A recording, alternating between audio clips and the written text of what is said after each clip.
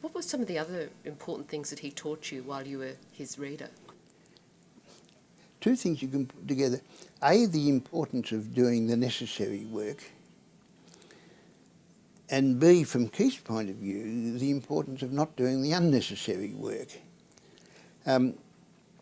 Sometimes,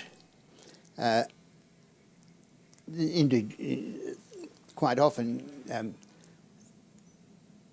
people in the kind of work that he was doing, the equity work, be asked to advise as to the meaning of certain words in a will, etc. Now, if Keith thought there was a real doubt and the matter was going to have to go to court, he would say, you know, this is the issue, it's either this or this, and really, if I expressed a final view on it, the trustee would not be safe in acting upon it. It's necessary for there to be an originating summons, and it's not necessary for me to say any more. And bung that back to them. Having done what they needed to know, what was the next step? Their next step would be to brief him to draw the papers. Now, Richard Newton, by contrast, would analyse the 5 possible meanings and go into each of these in a long opinion for which they would wait several months, and then say at the end, but you would be unsafe in relying on my opinion, so you've got to have an originating summons. Now, Keith got to that point in a couple of days early on.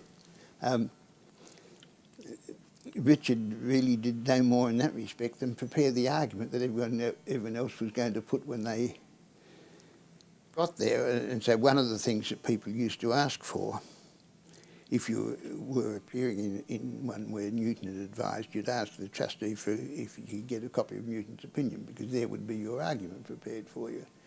From the point of view of the trustee, he took the view that all of that wasn't helpful. What the trustee wanted to know was what to do. What to do was you had to make a decision to go to court. There was the issue, and there were the alternative views on it. Why waste time giving him any more?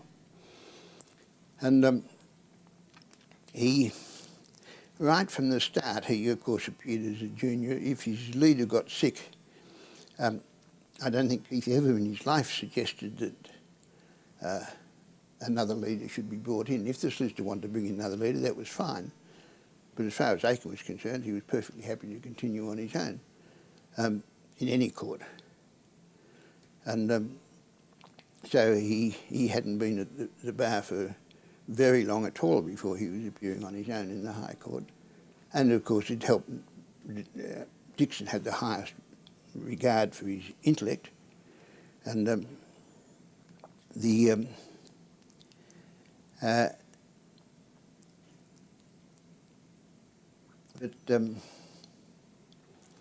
it was interesting that these two contrasting styles should have had rooms 50 feet from each other, both in Eagle Star Chambers.